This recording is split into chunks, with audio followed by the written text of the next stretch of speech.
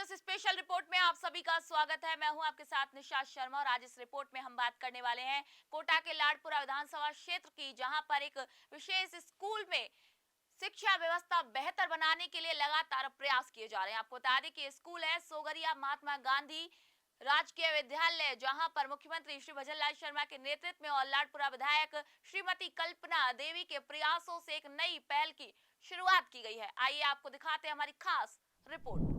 राजस्थान की भजनलाल सरकार ने शिक्षा क्षेत्र में एक और महत्वपूर्ण पहल करते हुए सोगरिया गांव के राजकीय विद्यालय के विकास के लिए 90 लाख रुपए की राशि स्वीकृत की है। मुख्यमंत्री श्री भजनलाल शर्मा के नेतृत्व में इस बजट से स्कूल में नए भवन और कक्षाओं का निर्माण किया गया है, जिससे छात्रों को एक सुरक्षित, सुविधाजनक और प्रेरणादायक शिक्षा वातावरण मिल सके। विद्यालय के प्रधानाचार्य श्री संतोष यादव के मुताबिक ये नई कक्षाएं छात्रों को बेहतर पढ़ाई का अवसर प्रदान करेगी और उनके आत्मविश्वास और प्रदर्शन में सकारात्मक परिवर्तन लाएगी। मुख्यमंत्री श्री भजनलाल शर्मा की ये पहल राजस्थान में शिक्षा के क्षेत्र को एक नई दिशा दे रही है।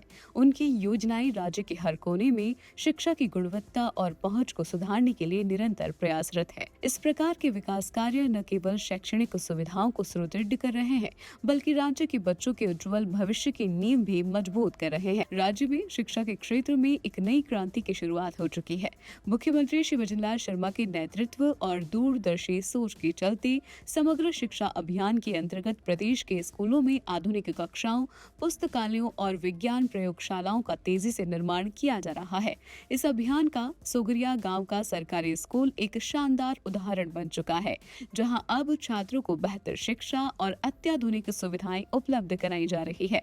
इससे न केवल शैक्षणिक वातावरण सुधरा है, बल्कि विद्यार्थियों में सीखने की रुचि और आत्मविश्वास भी बढ़ा है। मुख्यमंत्री श्री शर्मा का ये प्रयास राज्य के हर बच्चे को सशक्त और आत्मनिर्भर बनाने की दिशा में एक सशक्त कदम है। ये पहल समाज के हर वर्ग को समान रूप से उन्नत करने की भावना को दर्शाती है और शिक्षा के माध्यम से समावेशी विकास की ओर अग्रसर है। हमारे विद्यालय में नवंबर 2023 में हमारी लाडपुरा विधायक मैडम माननीय श्रीमती कल्पना देवी जी के द्वारा विद्यालय को देखते हुए 90 लाख रुपए की राशि स्वीकृत की गई, जिसमें उन्होंने साइंस को बहुत ज़्यादा प्रोत्साहन दिया था और साइंस लैब बनाने के लिए उन्होंने कमरों का निर्माण करवाया। हमारे विद्यालय में बच्चे बहुत ज़्यादा प्रोत्साहित हुए, बहुत उत्साह उनमें आया जब इतना उन्होंने राशि यहाँ पर देखी, तो ज़्यादातर नामांकन यहाँ पर होने लगे।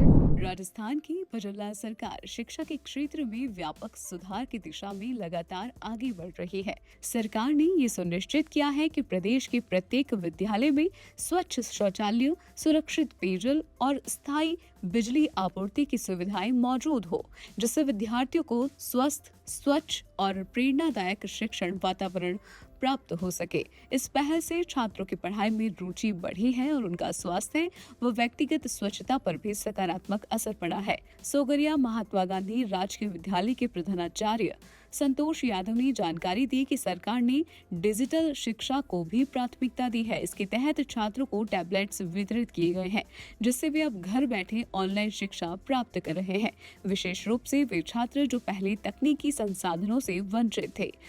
विद्यालय के एक 9वीं कक्षा के छात्र ने अपनी खुशी जाहिर करते हुए कहा, हमें यहाँ बहुत अच्छी तरीके से शिक्षा दी जाती है और हम खेल कूद जैसी गतिविधियों में भाग लेते हैं।